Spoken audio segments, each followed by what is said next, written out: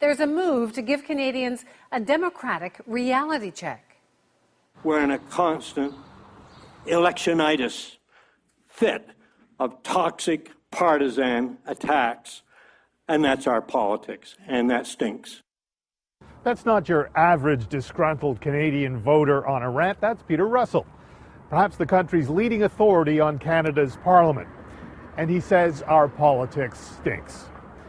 Russell believes minority governments are good because unlike majority governments, they have to pay attention to parliament.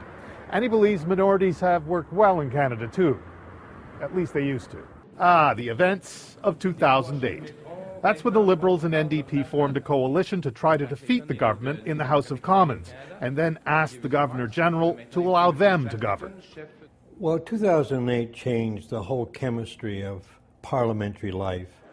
Faced with a defeat in Parliament by a coalition that would replace them, the Conservatives reacted by suggesting it was illegitimate for Parliament and the Governor-General to decide who should govern the country.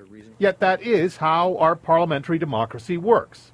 And I think what we want to do is basically take a time out and go over the heads of the members of Parliament, go over the heads, frankly, of the Governor-General. Ministers made statements about coalition government that were false. It puts the Bloc Québécois on the government side of the House. It gives them an extraordinary amount of power.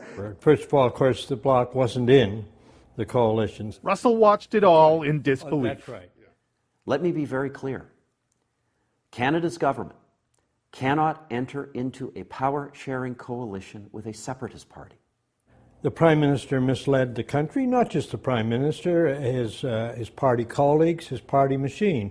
Mr. Harper's a strong party leader and Prime Minister, but he has a big political party. That's part of what he does. And they cooperated with this misinformation campaign big time, and I think they feel they benefited from it. The Canadian public don't care about the maneuvers in Parliament and the wording of various motions.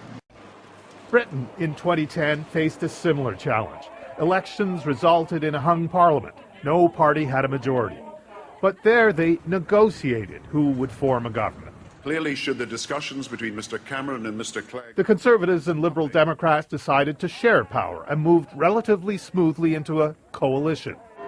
In Britain, there were well-publicized guidelines about how minority parliaments work, and so there was no panic about coalition government.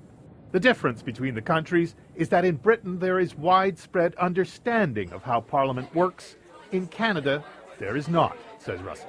We live in a parliamentary democracy, not a prime ministerial democracy, not a presidential. We elect parliaments, and they decide who gets to govern.